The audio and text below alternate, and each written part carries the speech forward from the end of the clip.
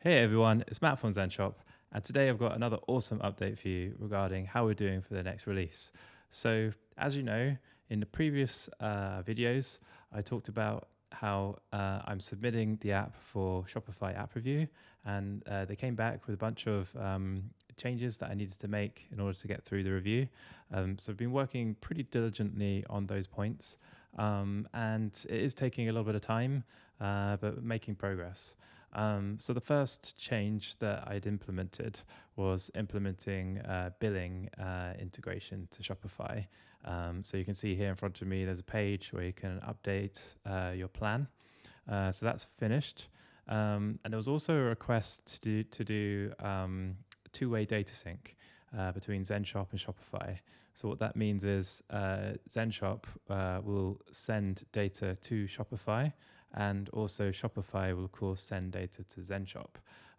So previously, my implementation was very much one way, where I'd get data from Shopify and then show it in ZenShop. But changes that you'd make to the customer information and things like that, they were held within ZenShop, but that's no longer the case. And now ZenShop fully syncs all of the data that you do, which can be applicable to your Shopify store, back to Shopify. So I'm going to give you a quick demo of both of these two things. There's still outstanding points left for me to finish. There's new APIs that Shopify have released since I started working on this new version. So they're being done right now. And there's just one more outstanding bug. But yeah, like 50% of the way there now, I think. Also, I hope you like my cap from Planet Scale. It's super cool. So I'm wearing it today. I really enjoy it. Thank you, Planet Scale. Okay, so for example, let's say, just to show you how we're doing, but the pro plan here, we're on a pro plan. We want to go to the max plan, get the maximum plan.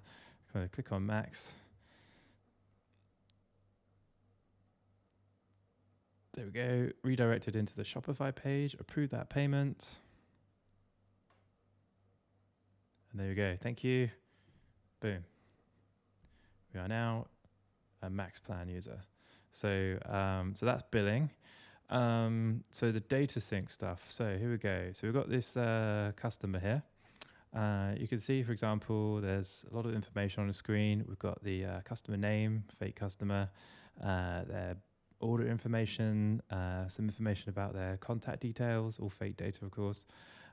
So let's say, for example, actually, I'm just going to go to the customer profile page within Shopify and modify the name to be Shopify customer instead of fake customer. Okay, so you should see this change now automatically without even a refresh. There we go, boom. So data sync from Shopify to ZenShop, working fine. Now let's change it back to fake customer, of course. Okay, so now it's a fake customer in ZenShop, and refresh the page. Fake customer, great. Okay, so data from ZenShop to Shopify is now working. So it's not just names, it's actually email addresses, phone numbers, notes, and addresses. So all of that stuff gets synchronized. Fairly complicated to do, honestly. The biggest change was this one, where we had the address information, because I had to model the addresses almost the exact same way as Shopify does it. So yeah, that was complicated, but done.